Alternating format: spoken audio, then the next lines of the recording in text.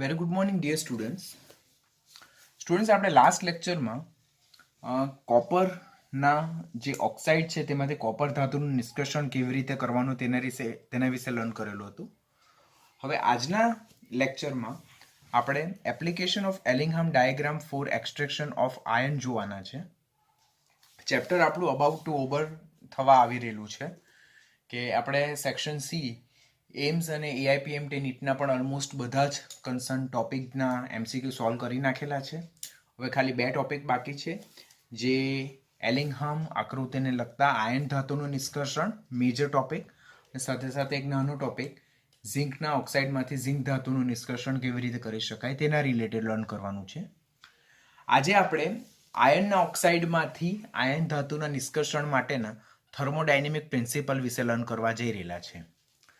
Generally iron ધાતુનું નિષ્કર્ષણ વાતભઠ્ઠીમાં થાય, જેને blast furnace કહેવામાં આવે, જે ઓલરેડી તમે 10thમાં લર્ન કરેલા છે, પરંતુ એ એકચ્યુઅલ ટોપિક આપણે આજના લેક્ચરમાં નથી જોવાના, એ આપણે નેક્સ્ટ લેક્ચરમાં જોઈશું. આજે આપણે શું લર્ન કરવા જઈ રહેલા છે કે આયર્નના ઓક્સાઇડમાંથી જ્યારે આયર્નનું આપણે નિષ્કર્ષણ કરવાનું હોય તો ત્યારે એમાં કયો રિડક્શન કરતાં તાપમાનના કયા ગાળામાં બેસ્ટ પ્રૂવ થઈ શકે તેના વિશે લર્ન કરવાનું છે, અને નીચા તાપમાનના ગાળામાં કયો રિડક્શન કરતાં બેસ્ટ સ્યુટેબલ છે અને ઊંચા તાપમાનના ગાળામાં કયો રિડક્શન કરતાં બેસ્ટ સ્યુટેબલ છે તેના વિશે લર્ન કરવાના જઈ રહેલા છે. અને આ જે આપણા પ્રશ્નોના જે ઉત્તર છે તે આપણને કોના પરથી ખબર પડશે? ડેફિનેટલી એલિંગહામ આકૃતિ પરથી ખબર પડે. એલિંગહામ આકૃતિ સ્ટાર્ટ કરું તે પહેલાં હંમેશા યાદ રાખો કે એલિંગહામ આકૃતિ એ જુદી જુદી ધાતુના ઓક્સાઇડના ઓર જુદા જુદા તત્વોના ઓક્સાઇડ નિર્માણ માટેનો ડેલ્ટા જી વર્સિસ ટેમ્પરેચરનો આલેખ છે, જેમાં મોટે ભાગે જે આલેખ છે જે તે અપવર્ડ ડિરેક્શનમાં હોય અને જ્યારે આપણે બે લાઇનને કમ્પેર કરીએ ત્યારે નીચેની લાઇનનો પ્રક્રિયક એ ઉપરની લાઇનના નિપજ ઓક્સાઇડનું રિડક્શન કરવા માટે સુટેબલ રિડક્શન કરતા છે. ખાસ લાઇન યાદ રાખવાનું કે કોઈ ધાતુના ઓક્સાઇડનું ઓર કોઈ ઓક્સાઇડનું આપણે રિડક્શન કરવું છે તો એના માટે કયો રિડક્શન કરતાં બેસ્ટ રહેશે? તો એવો રિડક્શન કરતાં બેસ્ટ રહેશે કે એ જે ધાતુના ઓક્સાઇડનું આપણે રિડક્શન કરવાના છે તેની નીચે જે તે રિડક્શન કરતાના ઓક્સાઇડ નિર્માણનો ગ્રાફ હોય. માટે આપણે બે લાઇનને કમ્પેર કરવાની, તેમાં નીચેની લાઇનનો પ્રક્રિયક એટલે નીચેની લાઇનનો ધાતુ એ ઉપરની લાઇનના નિપજ ઓક્સાઇડનું રિડક્શન કરી શકે છે. આટલું કન્સેપ્ટ યાદ રાખો. That is the only thing that is behind the Ellingham figure. એટલું આપણને યાદ રાખવાનું. નીચેની લાઇનનો પ્રક્રિયક ઉપરની લાઇનના નિપજ ઓક્સાઇડનું રિડક્શન કરી શકે છે, પરંતુ ઉપરની લાઇનનો પ્રક્રિયક એ નીચેની લાઇનના ઓક્સાઇડનું રિડક્શન કરી શકતા નથી, કારણ કે એના માટે ડેલ્ટા જી ફેરફાર પોઝિટિવ મળે, જે પ્રક્રિયાને બિનસ્વયંસ્ફુરિત બનાવે છે. તો આટલા કન્સેપ્ટ પરથી આપણે આગળ વધીએ. Topic number 6.4.1 that is application of Ellingham diagram for extraction of iron, એટલે કે આયર્નના ઓક્સાઇડમાંથી આયર્નનું નિષ્કર્ષણ કરવા માટે એલિંગહામ આકૃતિના અનુપ્રયોગો. પહેલા જો તો આપણે થિયરી ઓફ રિડક્શન પ્રોસેસને જો લર્ન કરીએ તો આપણને થર્મોડાયનેમિક્સ જે છે, ઉષ્માગતિશાસ્ત્ર છે, તેની મદદથી કોક એટલે કાર્બન એ ઓક્સાઇડનું કેવી રીતે રિડક્શન કરશે અને શા માટે વાતભઠ્ઠીનો આપણે ઉપયોગ કરીએ છીએ તે સમજવામાં મદદરૂપ થાય છે. આપણને ખબર જ છે કે ઓલરેડી એલિંગહામ ફિગર વિશે આપણે બહુ ડિટેલમાં લર્ન કરી ચૂક્યા છો. તો જે થર્મોડાયનેમિક પ્રિન્સિપલ છે એની મદદથી કોક એ ઓક્સાઇડનું તાપમાનના કયા ગાળામાં રિડક્શન કરશે અને કયા ગાળામાં કોક એ રિડક્શન નહીં કરી શકે તેના વિશેની માહિતી આપણને એલિંગહામ ફિગર પરથી ખબર પડે. જ્યારે આપણે આયર્નનું નિષ્કર્ષણ કરવાનું હોય એના ઓક્સાઇડમાંથી, તો એનું મુખ્યત્વે રેડોક્સ પ્રક્રિયાનું સમીકરણ આ છે, જેમાં ફેરસ ઓક્સાઇડ છે તેની કોક એટલે કાર્બન સાથે પ્રક્રિયા થતાં આ ફેરસ ઓક્સાઇડમાંથી Fe એટલે કે આયર્નનું શું થાય છે? રિડક્શન થાય છે. જ્યારે અહીંયાથી જે ઓક્સિજન છૂટો પડે છે તે ઉપયોગમાં લેવામાં આવેલા કોક જે રિડક્શન કરતા અહીંયા છે તેની સાથે સંયોજાઈને કાર્બન મોનોક્સાઇડમાં રૂપાંતર પામે. એટલે આયર્ન ધાતુના નિષ્કર્ષણનું મુખ્યત્વે સમીકરણ શું છે કે ferrous oxide plus carbon, that is nothing but coke, will give you iron either in solid or liquid state or carbon monoxide gas, જેમાં આયન જે છે તે +2 માંથી 0 ઓક્સિડેશન સ્ટેટમાં રિડક્શન પામે, જ્યારે કાર્બન એ 0 થી +2 સ્ટેટમાં ઓક્સિડેશન પામે. માટે પ્રક્રિયા દરમિયાન FeO નું Fe માં રિડક્શન થાય છે, જ્યારે કાર્બનનું કાર્બન મોનોક્સાઇડમાં ઓક્સિડેશન થાય છે. માટે અહીં ઉપયોગમાં લેવામાં આવેલો કોક એ રિડક્શન કર્તા તરીકે વર્તે છે. હવે આ એક રેડોક્સ પ્રક્રિયા છે, જેમાં ઓક્સિડેશન અને રિડક્શન બંને પ્રક્રિયા એક સાથે જોવા મળે. આ જો પ્રક્રિયાને આપણે જો બે જુદી જુદી અર્ધ પ્રક્રિયામાં, જેને હાફ રિએક્શનમાં આપણે જો ડિવાઈડ કરીએ, તો અહીંયા બે જાતની પ્રક્રિયા જોવા મળે. પહેલું જે FeO છે તેનું Fe માં શું થાય છે? રિડક્શન થાય છે, કે જે રિડક્શન અર્ધ પ્રક્રિયા છે, કે જ્યારે FeO નું Fe માં રિડક્શન થાય ત્યારે 1/2 O2 ગેસ છૂટો પડે. આ પ્રક્રિયા માટેનો મુક્ત ઉર્જા ફેરફાર એ FeO માંથી Fe ના સ્વરૂપમાં નિર્દેશિત કરી શકાય, જેમાં પહેલા જે લખીએ છીએ તે પ્રક્રિયક છે અને પછી જે લખીએ છીએ તે નિપજ છે. તે ઓલરેડી તમે થર્મોડાયનેમિક પ્રિન્સિપલમાં લર્ન કરી ચૂક્યા છો. પ્રક્રિયા નંબર 2 કે જેમાં કાર્બન જે છે તો તે કાર્બન મોનોક્સાઇડમાં રૂપાંતર થાય, એટલે કે પહેલી જે રિડક્શન પ્રક્રિયા છે તેમાં જે ઓક્સિજન વાયુ છૂટો પડે તે ઉપયોગમાં લેવામાં આવેલા જે કાર્બન જે કોક છે રિડક્શન કરતા છે તેની સાથે સંયોજાઈને શું બનાવશે? કાર્બન મોનોક્સાઇડ બનાવશે. તો આ ઓક્સિડેશન અર્ધ પ્રક્રિયા છે. હું શું કહેવા માંગુ છું તો તમને ખબર છે કે આયનના ઓક્સાઇડમાંથી આયનનું નિષ્કર્ષણ કરવું હોય તો મારે અંદર કોક એટલે કાર્બનને રિડક્શન કરતા તરીકે ઉપયોગમાં લેવો જોઈએ, જેમાં FeO નું Fe માં રિડક્શન થાય અને કાર્બનનું કાર્બન મોનોક્સાઇડમાં ઓક્સિડેશન થાય છે. આ એક ઓવરઓલ રેડોક્સ રિએક્શન છે. એને જો આપણે બે half reaction, oxidation reduction half રિએક્શનમાં ડિવાઈડ કરીએ તો અહીંયા રિડક્શન પ્રક્રિયા કઈ છે? FeO નું Fe માં રિડક્શન થાય, પ્રક્રિયા દરમિયાન 1/2 O2 ગેસ રિલીઝ થાય, છૂટો પડતો ઓક્સિજન ગેસ લેવામાં આવેલા કોક સાથે પ્રક્રિયા કરીને કાર્બન મોનોક્સાઇડમાં રૂપાંતર થાય. તો આ પ્રક્રિયા માટે મુક્ત ઉર્જા ફેરફાર જે છે તે કેવી રીતે લખાય? Carbon to carbon monoxide.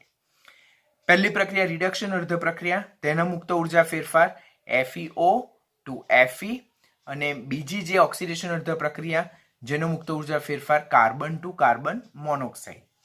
હવે આ પ્રક્રિયાને મારે જો લખવી હોય તો એના માટે જે મારું ઓવરઓલ જે ΔG રિએક્શન જે છે તો આ બંને પ્રક્રિયાના જે પ્રમાણિત મુક્ત ઉર્જા ફેરફાર છે તેના સરવાળા જેટલું થાય, જેને આપણે આ રીતે દર્શાવી શકીએ છીએ કે ΔG of the overall redox reactions can be written like ΔG0, that is carbon to carbon monoxide, એટલે ઓક્સિડેશન અર્ધ પ્રક્રિયાનો પ્રમાણિત મુક્ત ઉર્જા ફેરફાર પ્લસ રિડક્શન અર્ધ પ્રક્રિયાના પ્રમાણિત મુક્ત ઉર્જા ફેરફારના સરવાળા જેટલું છે. આમ આ બધા થર્મોડાયનેમિક પ્રિન્સિપલ છે. ટેક્સ્ટબુકમાં જો તમે જોશો તો ટેક્સ્ટબુકમાં તો બહુ જ વિચિત્ર ભાષામાં આપેલું છે. હું તમને જે રીતે શીખવાડું છું તે રીતે તમે લર્ન કરતા જાઓ. It is the easiest way and best way to remember the whole concept. કે પહેલા આપણે શું જોયું તો ફેરસ ઓક્સાઇડમાંથી આયન ધાતુ છૂટી પાડવા માટે કાર્બનને રિડક્શન કરતા તરીકે ઉપયોગમાં લીધો, જેમાં FeO નું Fe માં રિડક્શન થયું અને કાર્બનનું કાર્બન મોનોક્સાઇડમાં ઓક્સિડેશન થયું. આ ઓવરઓલ રેડોક્સ રિએક્શન છે. એને જો આપણે બે અર્ધ પ્રક્રિયામાં ડિવાઈડ કરીએ તો FeO નું Fe માં રિડક્શન થાય તે પહેલી રિડક્શન અર્ધ પ્રક્રિયા, જેનો પ્રમાણિત મુક્ત ઉર્જા ફેરફાર FeO ટુ Fe છે, અને બીજી અર્ધ પ્રક્રિયા જે છે તો તે ઓક્સિડેશન અર્ધ પ્રક્રિયા છે, જેમાં કોક જે છે તે છૂટા પડતા ઓક્સિજન સાથે સંયોજાઈને કાર્બન મોનોક્સાઇડ બનાવે, જેનો પ્રમાણિત મુક્ત ઉર્જા ફેરફાર કાર્બન ટુ કાર્બન મોનોક્સાઇડ છે. જ્યારે આ બંને અર્ધ પ્રક્રિયાનો સરવાળો કરવામાં આવે, બરાબર, તો તે ઓવરઓલ રિએક્શન આ બનશે, અને ઓવરઓલ રિએક્શનનો પ્રમાણિત મુક્ત ઉર્જા ફેરફાર આ જે બંને અર્ધ પ્રક્રિયા છે તેના પ્રમાણિત મુક્ત ઉર્જા ફેરફારના સરવાળા જેટલો થાય છે. હવે આપણે જે કુલ રેડોક્સ પ્રક્રિયા જોઈ, જેમાં ફેરસ ઓક્સાઇડનું કાર્બન એટલે કોકની મદદથી રિડક્શન થતા આયન ધાતુ છૂટી પડે અને કાર્બન મોનોક્સાઇડ વાયુ છૂટો પડે. તો આ પ્રક્રિયાને જો મારે શક્ય બનાવવી હોય, પોસિબલ બનાવવી હોય, પુરોગામી દિશામાં આગળ વધારવી હોય, એટલે FeO નું કાર્બન વડે મારે રિડક્શનને શક્ય બનાવવું હોય તો આ પ્રક્રિયાનો પ્રમાણિત મુક્ત ઉર્જા ફેરફાર ઋણ બનવો જોઈએ. જો આ પ્રક્રિયાનો પ્રમાણિત મુક્ત ઉર્જા ફેરફાર ઋણ બનતો હોય તો ત્યારે ને ત્યારે જ FeO નું કાર્બન વડે પુરોગામી દિશામાં રિડક્શન થઈને Fe ધાતુ છૂટું પડે અને કાર્બન મોનોક્સાઇડ છૂટો પડે, એટલે રિડક્શન પ્રક્રિયા જે છે આપણી શક્ય બને.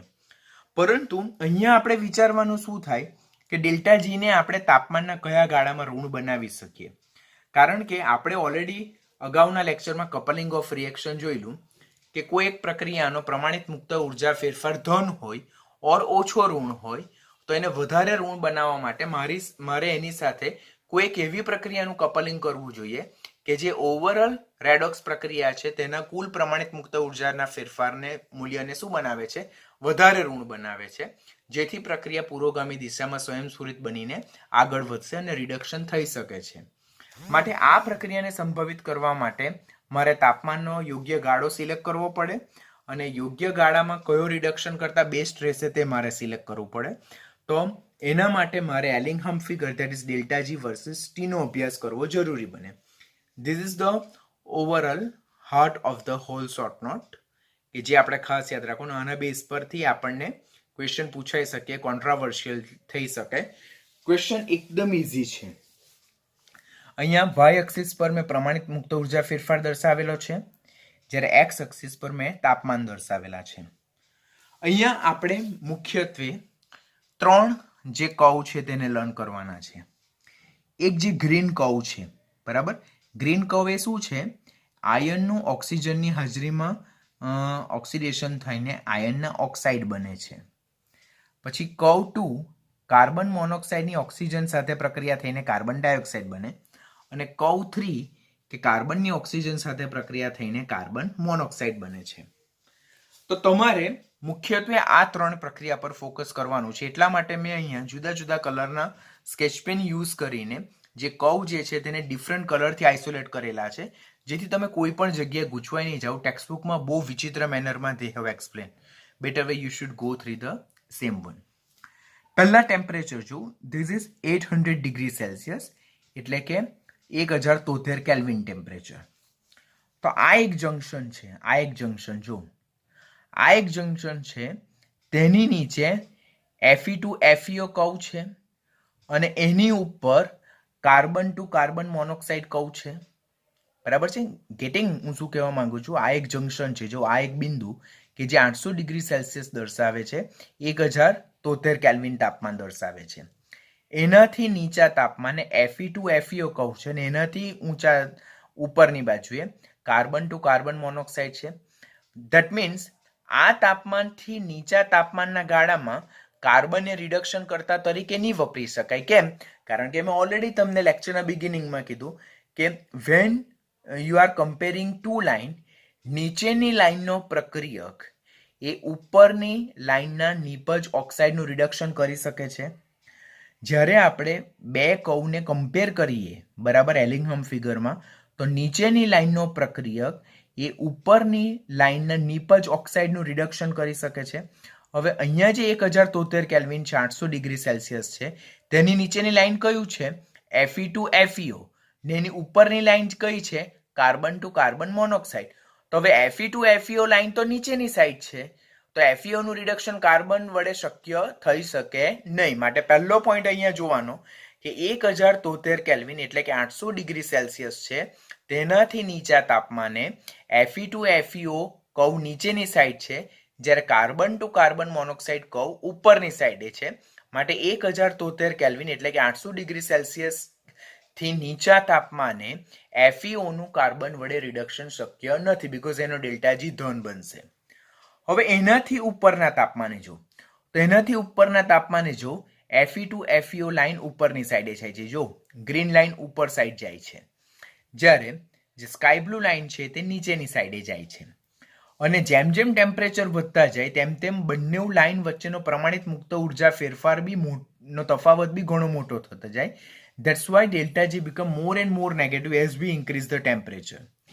એટલે 1073 ઓર 800 ડિગ્રી સેલ્સિયસ થી ઊંચા તાપમાને જોઈએ તો Fe2FeO કર્વ જે છે તે અપર સાઈડ જાય, જ્યારે carbon to carbon monoxide A below side જાય, બરાબર. એટલે 1073 કેલ્વિન થી ઊંચા તાપમાને કાર્બન દ્વારા FeO નું રિડક્શન શક્ય બને છે. મેં તમને કીધું રિડક્શન કરતાની પસંદગી માટે 2 લાઇન સિલેક્ટ કરો, તેમાં નીચેની લાઈનનો પ્રક્રિયક એ ઉપરની લાઈનના નિપજ ઓક્સાઇડનું રિડક્શન કરવા શક્ય છે, કારણ કે નીચેની લાઈનનો જે પ્રક્રિયક જે છે તેના ઓક્સાઇડ નિર્માણ માટેનો ડેલ્ટા જી વધારે ઋણ છે, જ્યારે ઉપરની લાઈનના ઓક્સાઇડ નિર્માણ માટેનો ડેલ્ટા જી ઓછા ઋણ છે. માટે આના ઓક્સાઇડ કરતાં આના ઓક્સાઇડ ઓછા સ્થાયી હશે, અનસ્ટેબલ હશે, તો આનું રિડક્શન, આનું વિઘટન આ પ્રક્રિયક દ્વારા થઈ શકે. માટે 1073 કેલ્વિનથી કઈ નહીં સમજ પડે તો એક જ સિમ્પલ સ્ટેટમેન્ટ કે આ બે લાઈનને કમ્પેર કરીએ. કઈ લાઈન નીચે છે? તો carbon to carbon monoxide line નીચે છે. કઈ લાઈન ઉપર? Fe ટુ FeO રિડક્શન કરતાની પસંદગી માટે નીચેની લાઈન જોવાનું. નીચેની લાઈનનો પ્રક્રિયક એ ઉપરની લાઈનના નિપજનું રિડક્શન કરે, એટલે 1073 કેલ્વિનથી નીચા તાપમાને એ કાર્બન રિડક્શન કરતા તરીકે વાપરી શકાય, જે FeO નું Fe માં રિડક્શન કરી શકે અને કાર્બન પોતે કાર્બન મોનોક્સાઇડમાં ઓક્સિડેશન પામી શકે છે.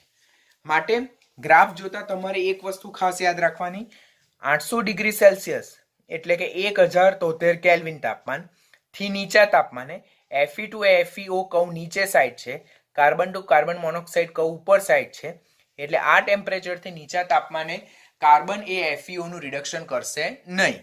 બરાબર? જ્યારે આ ટેમ્પરેચરથી ઊંચા તાપમાને Fe ટુ FeO કર્વ ઉપર સાઈડ છે, જ્યારે કાર્બન ટુ કાર્બન મોનોક્સાઇડ નીચે છે, માટે આ ટેમ્પરેચરથી ઊંચા તાપમાને કાર્બન એ FeO નું Fe માં રિડક્શન કરી શકે છે. ધેટ ઇઝ પોઈન્ટ નંબર 1, કાર્બનના રિડક્શન કરતા માટેની પસંદગી. આમ કાર્બન જે છે તે FeO નું Fe માં રિડક્શન કરવા માટે ઊંચા તાપમાને બેઝ સ્યુટેબલ રિડ્યુસિંગ એજન્ટ થઈ શકે છે. હવે બીજા ટેમ્પરેચર વિશે વાત કરો, ધેટ ઇઝ 1400 ડિગ્રી સેલ્સિયસ, જેને 1673 આપણે કેલ્વિન તાપમાન કહીએ. તો જો 1673 કેલ્વિન તાપમાન જે છે તેનાથી નીચે જો એનાથી નીચે carbon monoxide to carbon dioxide curve છે, જ્યારે એની ઉપર Fe ટુ FeO કર્વ છે. એટલે 1673 કેલ્વિન થી નીચા તાપમાને કાર્બન મોનોક્સાઇડ એ FeO નું Fe માં રિડક્શન કરી શકે છે. કેમ એવું શક્ય છે? કારણ કે જો ગ્રીન લાઈન અપર સાઈડ છે, પિંક લાઈન નીચેની સાઈડ છે, નીચેની લાઈનનો પ્રક્રિયક ઉપરની લાઈનના નિપજ ઓક્સાઇડનું રિડક્શન કરી શકે છે. માટે 1673 કેલ્વિનથી નીચા તાપમાને એ કાર્બન મોનોક્સાઇડ જે છે તો તે FeO નું Fe માં રિડક્શન કરી શકે છે. હવે એનાથી ઊંચા તાપમાને જો, તો એનાથી ઊંચા તાપમાને કાર્બન મોનોક્સાઇડથી CO2 લાઈન ઉપર સાઈડ જાય, જ્યારે Fe ટુ FeO લાઈન નીચેની સાઈડ જાય. માટે જે 1673 કેલ્વિન તાપમાન છે એનાથી ઊંચા તાપમાને કાર્બન મોનોક્સાઇડ FeO નું રિડક્શન કરવા માટે સક્ષમ નથી. તો આ જે ફિગર જે છે તો તેમાં ખાલી આપણે એટલું યાદ રાખવાનું કે 1073 કેલ્વિનથી નીચા તાપમાને કાર્બન FeO નું રિડક્શન નહીં કરી શકે, પરંતુ એનાથી ઊંચા તાપમાને કાર્બન એ FeO નું રિડક્શન કરી શકે અને પોતે કાર્બન મોનોક્સાઇડમાં ઓક્સિડેશન પામે. જ્યારે 1673 કેલ્વિનથી નીચા તાપમાને Fe ટુ FeO લાઈન ઉપર સાઈડ રહી જાય, જ્યારે carbon monoxide to carbon dioxide line નીચે સાઈડ આવે. માટે 1673 કેલ્વિનથી નીચા તાપમાને કાર્બન મોનોક્સાઇડ એ FeO નું Fe માં રિડક્શન કરે અને પોતે કાર્બન ડાયોક્સાઇડમાં ઓક્સિડેશન પામે, પરંતુ આનાથી ઊંચા તાપમાને કાર્બન મોનોક્સાઇડ FeO નું રિડક્શન કરી શકતો નથી. તો this is the overall concept. એટલે એમ જોઈએ તો નીચા તાપમાને કાર્બન મોનોક્સાઇડ સારો રિડક્શન કરતા છે, જ્યારે ઊંચા તાપમાને કાર્બન એ સારો રિડક્શન કરતા છે, જે ઓવરઓલ ગ્રાફ પરથી ખબર પડે. જો જેમ જેમ તાપમાન નીચું હોય તેમ કાર્બન મોનોક્સાઇડના ડેલ્ટા જી ફોર્મેશન વધારે ઋણ છે. માટે નીચા તાપમાન ક્વેશ્ચન આપણને પૂછાય કે FeO માંથી Fe ના નિષ્કર્ષણ દરમિયાન તાપમાનના નીચા ગાળામાં કયો સારો રિડક્શન કરતા? તો કયો સારો રિડક્શન કરતા? કાર્બન મોનોક્સાઇડ તાપમાનના નીચા ગાળામાં સારો રિડક્શન કરતા, બીકોઝ એના ડેલ્ટા જી ફોર્મેશનના મૂલ્યો વધારે ઋણ છે. જ્યારે તાપમાનના ઊંચા ગાળામાં કાર્બન એ સારો રિડક્શન કરતા, બીકોઝ એના જે ઓક્સાઇડ ફોર્મેશનના ડેલ્ટા જી છે તે તાપમાનના વધારા સાથે વધારે ઋણ બનતા જાય છે. તો this is the overall concept. હવે આ જ વસ્તુને આપણે ગ્રાફિકલ વેમાં જોઈ લીધું. હવે થિયોરિટિકલ વેમાં જોઈએ તો આપણે જોયું કે 1073 કેલ્વિન જે તાપમાન છે 800 ડિગ્રી સેલ્સિયસ, તો તે તાપમાને Fe2FeO વક્ર અને કાર્બન ટુ કાર્બન મોનોક્સાઇડ વક્ર એકબીજાનું ઇન્ટરસેક્ટ કરે છે. હવે અહીંયા જે આપણે સમજ્યા છે તે જ હું તમને થિયોરિટિકલ વેમાં સમજાવી દઉં છું એટલે આખો કન્સેપ્ટ ક્લિયર થાય. પછી આ જે તાપમાન છે તેનાથી ઊંચા તાપમાને કાર્બનથી કાર્બન મોનોક્સાઇડ ફેરફાર દર્શાવતા વક્ર એ નીચેની તરફ જાય, જ્યારે Fe2FeO વક્ર ફેરફાર દર્શાવતા ઉપરની તરફ જાય. માટે જે કાર્બન ટુ કાર્બન મોનોક્સાઇડ છે તેના જે પ્રમાણિત મુક્ત ઉર્જા ફેરફાર જે છે તે Fe2FeO ના પ્રમાણિત મુક્ત ઉર્જા ફેરફાર છે તેનાથી ઘટે. માટે ઓવરઓલ પ્રક્રિયાનો જે મુક્ત ઉર્જા ફેરફાર છે તે ઋણ બને. આમ 1073 કેલ્વિન જેટલા તાપમાને ઓર તેનાથી ઊંચા તાપમાને કોક FeO નું Fe માં રિડક્શન કરી શકે છે અને પોતે કાર્બન મોનોક્સાઇડમાં ઓક્સિડેશન પામી શકે. જે પ્રક્રિયા સમીકરણને આપણે આ રીતે દર્શાવી શકીએ કે કોક એ FeO નું Fe માં રિડક્શન કરે અને પોતે કાર્બન મોનોક્સાઇડમાં ઓક્સિડેશન પામે. કયા? ઊંચા તાપમાને. ખાસ યાદ રાખજો, કયા તાપમાને? ઊંચા તાપમાને. આમ 1073 કેલ્વિન જે છે તેનાથી નીચા તાપમાને કાર્બન રિડક્શન કરતા તરીકે ઉપયોગી નથી, જ્યારે 1073 કેલ્વિનથી ઊંચા તાપમાને જ FeO નું Fe માં રિડક્શન માટે કાર્બન એ રિડક્શન કરતા તરીકે ઉપયોગી છે. કારણ કે 1073 કેલ્વિનથી ઊંચા તાપમાને Fe2FeO લાઇન જે છે તે અપર સાઈડ જાય છે, જ્યારે carbon to carbon monoxide line જે છે તે નીચેની સાઈડમાં જાય છે. જ્યારે વાઇઝા વર્સા આમાં જોવા મળે કે 1073 કેલ્વિનથી નીચા તાપમાને Fe2FeO લાઇન ઉપરની સાઈડે, જ્યારે carbon to carbon monoxide line એ ક્યાં જાય છે? નીચેની સાઈડે જાય છે. તે આ કિસ્સામાં, એનાથી અપોઝિટ આ કિસ્સામાં આપણે યાદ રાખવાનું થાય. ત્યાર પછી 1076 કેલ્વિન તાપમાન જોયું. તો 1076 કેલ્વિન જે છે તેમાં શું થાય કે carbon to carbon monoxide curve એ Fe2FeO કર્વની ઉપરની બાજુએ જાય છે. બરાબર? Carbon to carbon monoxide curve એ Fe2FeO કર્વની કઈ બાજુએ જાય છે? ઉપરની બાજુએ જાય. માટે 1076 થી ઊંચા તાપમાને FeO નું Fe માં રિડક્શન કરવા માટે કાર્બન એ રિડક્શન કરતા તરીકે ઉપયોગી નથી. શું થાય છે આમાં? આ રીતે થાય.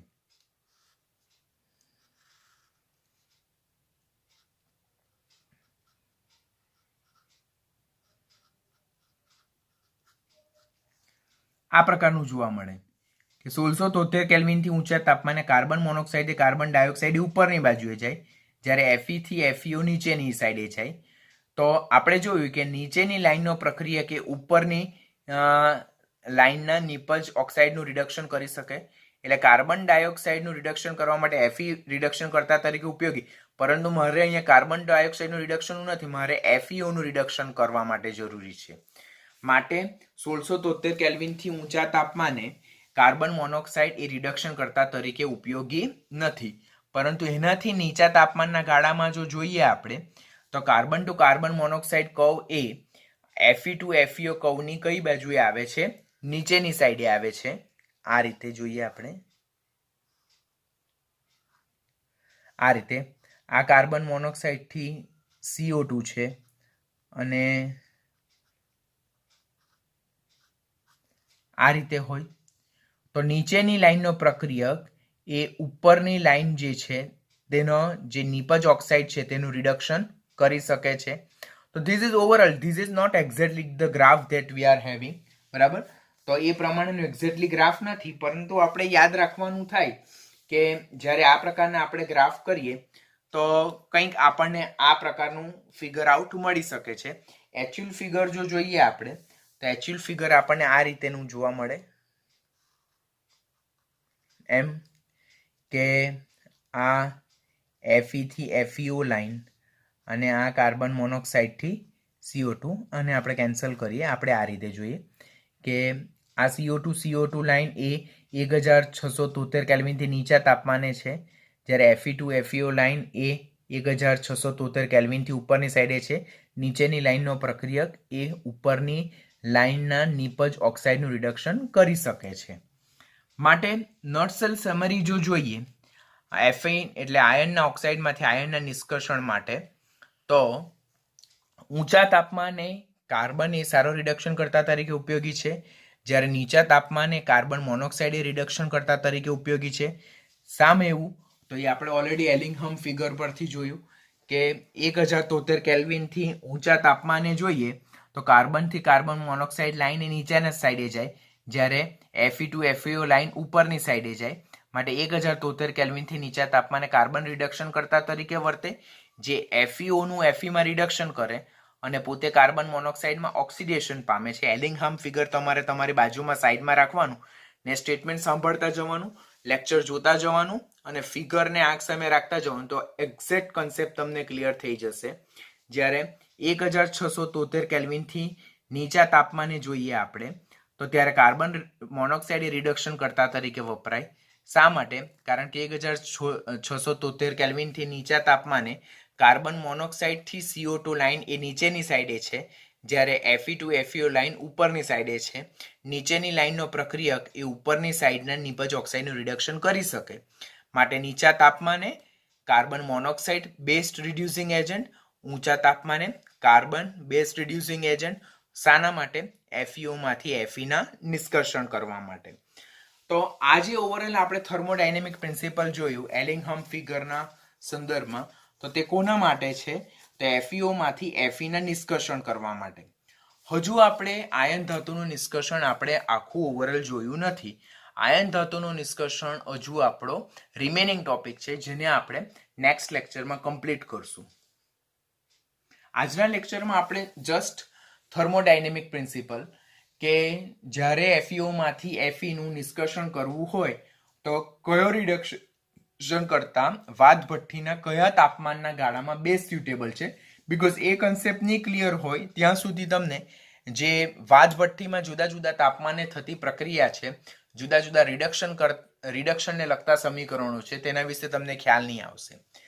ખાસ યાદ રાખવાનું, FeOમાંથી Feનું નિષ્કર્ષણ કરવા માટે નીચા તાપમાને કાર્બન મોનોક્સાઇડ સારો રિડક્શન કરતા છે, ઊંચા તાપમાને કાર્બન સારો રિડક્શન કરતા છે.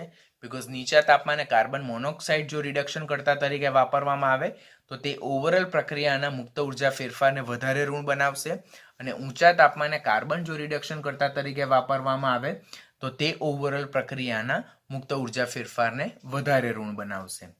એટલે જ્યારે આ બધા સ્ટેટમેન્ટ મેં ઓલરેડી બિગિનિંગમાં તમને આખી ફિગર એક્સપ્લેન કરી નાખેલી છે, તો જ્યારે પણ વિડીયો લેક્ચર જોઉં તો સાથે સાથે Fe2FeO માટેનું જે આપણે એલિંગહામ ફિગર જોયું તેના વિશે આપણે ખાસ જોઈ લેવાનો, બીકોઝ ધેટ ઇઝ ઇમ્પોર્ટન્ટ. એ નહીં ખબર પડે તેના વગર તમને આખી થિયરી સમજણમાં આવશે નહીં. ફરીથી એક વખત ઓવરવ્યૂ કરી દઉં કે 1073 કેલ્વિન એટલે કે 800 ડિગ્રી સેલ્સિયસ તાપમાન. તો આ રેડ જંકશન છે, તેના પર બે કર્વ એકબીજાને ઇન્ટરસેક્ટ કરે. તે કયા કયા?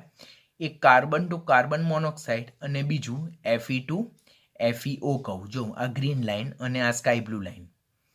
આ તાપમાનથી નીચા તાપમાને Fe2FeO લાઇન છે, અને આ તાપમાનથી નીચા તાપમાને કાર્બન ટુ કાર્બન મોનોક્સાઇડ ઉપરની સાઈડ છે.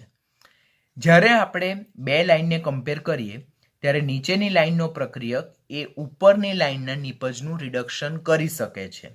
બરાબર? આ નીચેની લાઇન શાની છે? તે Fe2FeOની લાઇન છે. જ્યારે ઉપરની લાઇન શાની છે? Carbon to carbon monoxide. This is coma. હા, કાર્બન ટુ કાર્બન મોનોક્સાઇડ. એટલે આ તાપમાનથી નીચા તાપમાને કાર્બન એ Feનું રિડક્શન કરી શકશે નહીં, પરંતુ આ તાપમાનથી ઊંચા તાપમાને જો Fe2FeO લાઇન ઉપરની સાઈડે છે, જ્યારે કાર્બન ટુ કાર્બન મોનોક્સાઇડ નીચેની સાઈડે છે. એટલે આ જે તાપમાન છે તેનાથી ઊંચા તાપમાને કાર્બન એ FeOનું રિડક્શન Feમાં કરી શકે, બીકોઝ આ જે કાર્બન છે તેના પ્રમાણિત મુક્ત ઉર્જા ફેરફાર કાર્બન ટુ કાર્બન મોનોક્સાઇડ પ્રક્રિયા માટે વધારે ઋણ છે. હવે એવી બીજી એક પ્રક્રિયા જે છે તે 1400 ડિગ્રી સેલ્સિયસની છે. તો એનાથી ઊંચા તાપમાને carbon monoxide to carbon dioxide graph upper side છે, જ્યારે Fe2FeO કર્વ નીચેની સાઈડ છે. એટલે આ જે ટેમ્પરેચર છે તેનાથી ઊંચા તાપમાને એ કાર્બન મોનોક્સાઇડ Feનું રિડક્શન કરી શકશે નહીં, બીકોઝ એ ઉપરની સાઈડે છે. પરંતુ આ ટેમ્પરેચરથી નીચા ટેમ્પરેચર પર જોઈએ તો carbon monoxide to CO2 curve નીચેની સાઈડ છે, જ્યારે Fe2FeO કર્વ ઉપરની સાઈડ છે. તો નીચેની લાઈનનો જે પ્રક્રિયક જે છે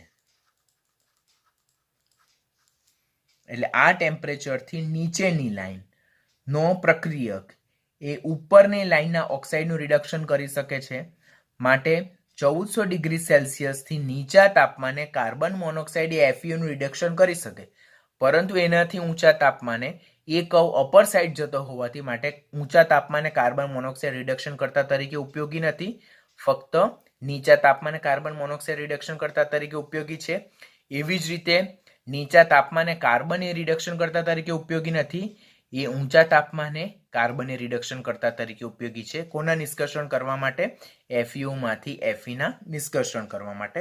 તો ખૂબ ઇઝી છે પણ કન્સેપ્ચ્યુઅલ છે, ધ્યાનથી જોવું પડે, કન્સેપ્ટને ધ્યાનમાં રાખવા પડે, ફિગરને 2 થી 3 વખત જોવા પડે, વિડીયો લેક્ચરને 2 to 3 ટાઈમ રિપીટ કરવા પડે, તો કન્સેપ્ટ ડેફિનેટલી સમજણમાં આવી જાય. આટલું સમજણમાં આવી જાય તો હવે પછી જે આયન ધાતુનું નિષ્કર્ષણ જોવાના છે તે તો તમે ઓલરેડી 10thમાં લર્ન કરી ચૂકેલા છે, તે તો આપણે ફટાફટ કમ્પ્લીટ કરી નાખશું. Same concept of Ellingham figure can be applied for extraction of zinc from zinc oxide as well. બરાબર, આમાં પણ આપણે ખાસ કરીને એલિંગહમ ફિગરને ધ્યાનમાં રાખવાનું છે. અહીંયા જો આ કોપરમાંથી કોપરના ઓક્સાઇડના નિર્માણ માટેનું ગ્રીન લાઇન છે, આ ઝિંકમાંથી ઝિંકના ઓક્સાઇડના નિર્માણ માટેનું લાઇન છે, અને બાકીની જે બ્લેક લાઇન છે તે કાર્બન અને કાર્બન મોનોક્સાઇડના રિડક્શન કરતા તરીકે માટે છે. હવે અહીંયા જો આ એક ટેમ્પરેચર જે નીચું ટેમ્પરેચર છે, જો આ ટેમ્પરેચર થી ઊંચા તાપમાને કાર્બન એ Cu2O નું Cuમાં રિડક્શન કરી શકે, because carbon to carbon dioxide આ ટેમ્પરેચરથી નીચેની બાજુએ છે, જ્યારે આ ટેમ્પરેચરથી ઊંચા તાપમાને કાર્બનથી કાર્બન મોનોક્સાઇડ તરફ છે. એટલે આ એક ટેમ્પરેચર છે, ધીસ ઇઝ વન ટેમ્પરેચર, કે એનાથી ઊંચા તાપમાને જઈએ તેમ કાર્બન એ Cu2O નું Cuમાં રિડક્શન કરી શકે છે, પરંતુ નીચા તાપમાને નહીં કરી શકશે, because Cu to Cu2O curve એ નીચેની સાઈડ છે, જ્યારે carbon to carbon monoxide curve upper side છે. એટલે નીચા તાપમાને કાર્બન એ Cu2O નું Cuમાં રિડક્શન કરી શકે છે. હવે આ ઝિંક ઓક્સાઇડના કર્વને કમ્પેર કરો તો અહીંયા જો આ એક ટેમ્પરેચર છે, તેનાથી ઊંચા તાપમાને કાર્બન એ ZnO નું Znમાં રિડક્શન કરી શકે છે, કારણ કે આ ટેમ્પરેચરથી ઊંચા તાપમાને carbon to carbon monoxide curve નીચેની સાઈડે જાય છે, જ્યારે zinc to zinc oxide curve અપરની સાઈડે જાય છે. એટલે આ એક ટેમ્પરેચર છે, તેનાથી ઊંચા તાપમાને કાર્બન એ ઝિંક ઓક્સાઇડનું રિડક્શન કરી શકે છે. હવે આ બે ટેમ્પરેચરને કમ્પેર કરો. આ ટેમ્પરેચર પર કાર્બન એ Cu2O નું Cuમાં રિડક્શન કરે, અને આ ટેમ્પરેચર પર કાર્બન એ ZnO નું Znમાં રિડક્શન કરે. બેમાંથી કયું ટેમ્પરેચર વધારે અને કયું ટેમ્પરેચર ઓછું? તો જો અહીં આ ટેમ્પરેચર વધારે, માટે જ્યારે કાર્બન એ રિડક્શન કરતા તરીકે વાપરાય ત્યારે તે કોપરના ઓક્સાઇડમાંથી કોપરનું નિષ્કર્ષણ નીચા તાપમાને કરે છે, જ્યારે ઝિંકના ઓક્સાઇડમાંથી ઝિંકનું રિડક્શન એ ઊંચા તાપમાને કરે, કારણ કે કોપર કરતાં ઝિંકની સક્રિયતા વધારે છે, પરિણામે કોપરના ઓક્સાઇડ કરતાં ઝિંકના ઓક્સાઇડની સ્થાયીતા વધારે છે, માટે એનું રિડક્શન કોપરના ઓક્સાઇડના રિડક્શન કરતાં સમવોટ ડિફિકલ્ટ છે. માટે જ્યારે કાર્બનનો આપણે રિડક્શન કરતા તરીકે ઉપયોગ કરીએ તો તે જે તાપમાને કોપરના ઓક્સાઇડનું રિડક્શન કરે છે તેનાથી ઊંચા તાપમાને ઝિંકના ઓક્સાઇડનું રિડક્શન કરે છે. શા માટે એવું? કારણ કે કોપર કરતાં ઝિંકની સક્રિયતા વધારે, પરિણામે કોપરના ઓક્સાઇડ કરતાં ઝિંકના ઓક્સાઇડની સ્થાયીતા સ્ટેબિલિટી વધારે, માટે આના ઓક્સાઇડનું રિડક્શન સરળતાથી થાય, નીચા તાપમાને જ થઈ જાય, જ્યારે આના ઓક્સાઇડની સ્થાયીતા વધારે હોવાથી એનું રિડક્શન પણ કાર્બન દ્વારા થાય, પરંતુ ઊંચા તાપમાને થાય છે. ટેક્સ્ટબુકમાં એક ડાયરેક્ટ લાઈન આપેલી છે કે કોપરના ઓક્સાઇડમાંથી કોપરનું રિડક્શન કરવા માટે જે ટેમ્પરેચર જોઈએ તેનાથી ઊંચા તાપમાને ઝિંક ઓક્સાઇડમાંથી ઝિંકનું રિડક્શન કરવા માટે કાર્બન એ સુટેબલ રિડક્શન કરતા છે. તો this is one concept that we can have to apply for your NEET concept. Second point જે છે તો અહીંયા જો કે કાર્બન મોનોક્સાઇડની લાઈન જે છે તો તાપમાનના મોટે ભાગના ગાળામાં ઝિંક ટુ ઝિંક ઓક્સાઇડના અપર સાઈડમાં છે, માટે ઝિંક ટુ ZnO માંથી ઝિંકના નિષ્કર્ષણ કરવા માટે કાર્બન મોનોક્સાઇડ એ સુટેબલ રિડ્યુસિંગ એજન્ટ નથી. તે ખાસ યાદ રાખવાનું. નીચા તાપમાન, હા, ઊંચા તાપમાનના ગાળામાં ઇટ કેન બી પોસિબલ, બરાબર, પણ નીચા તાપમાનના ગાળામાં કાર્બન મોનોક્સાઇડ એ ઝિંક ઓક્સાઇડનું ઝેડએનમાં રિડક્શન કરી શકશે નહીં, બીકોઝ એના કર્વ જે છે તો ટેમ્પરેચરના મોટે ભાગના ગાળામાં ઝિંક ટુ ઝિંક ઓક્સાઇડના ઉપરની સાઈડમાં છે. પરંતુ જો જોઈએ તો આ 1180 કેલ્વિન જે છે તો તે ઝિંકનું બોઇલિંગ પોઈન્ટ છે. એનાથી જો ઊંચા તાપમાનના ગાળામાં જઈએ આપણે તો carbon to carbon monoxide curve નીચેની સાઈડે જાય અને zinc to zinc oxide curve ઉપરના ગાળામાં જાય. માટે 1180 કેલ્વિનથી ઊંચા તાપમાનના ગાળામાં એ કાર્બન એ રિડક્શન કરતા તરીકે વપરાય અને એ ઝિંક ઓક્સાઇડનું શેમાં રિડક્શન કરી શકે છે? ઝિંકમાં. આ તાપમાનથી નીચા તાપમાનના ગાળામાં કેમ નહીં?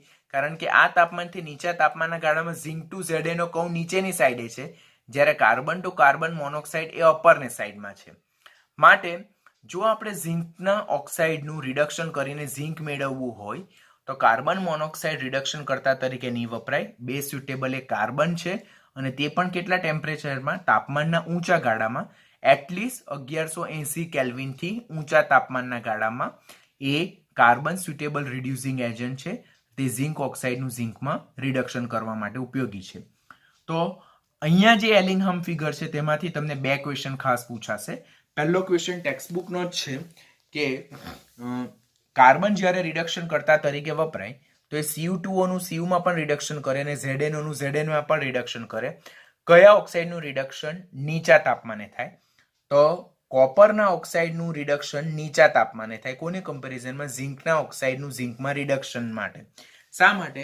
કારણ કે કોપર કરતા ઝિંકની સક્રિયતા વધારે હોવાથી કોપરના ઓક્સાઇડ કરતા ઝિંકના ઓક્સાઇડની સ્થાયીતા વધારે છે. માટે કોપરના ઓક્સાઇડની સ્ટેબિલિટી ઓછી હોવાને કારણે નીચા તાપમાને કાર્બન કોપરના ઓક્સાઇડનું કોપરમાં રિડક્શન કરી શકે, જ્યારે ઝિંકના ઓક્સાઇડની સ્ટેબિલિટી વધારે હોવાને કારણે આની કમ્પેરિઝનમાં કાર્બન વડે રિડક્શન ZNO નું ZN માં ઊંચા તાપમાને થાય. પહેલો ક્વેશ્ચન.